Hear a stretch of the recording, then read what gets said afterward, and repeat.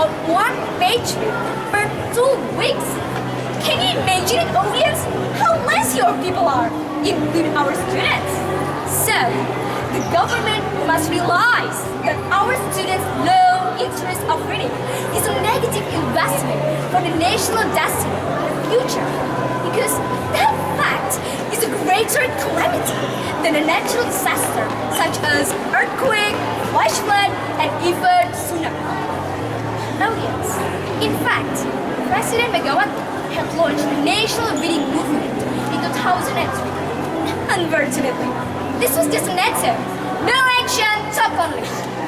Ideally, the government ought to bring about program at practical level and sustainable way. The government's action should be integrated, both cultural and structural measure.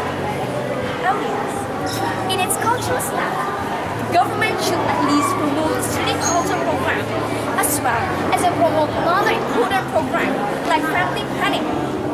Government officials should be the role models for their students so that they'll be fond of reading. The founding fathers of Indonesia, like Soekarno, Hatta, and Syahrir, are the figures that have tremendous funds of books. However, this tradition of reading could not be done properly by the subsequent leaders. Structurally, there are several programs that can be done by the government. First, school libraries should be available and must fulfill minimum standard as a learning source.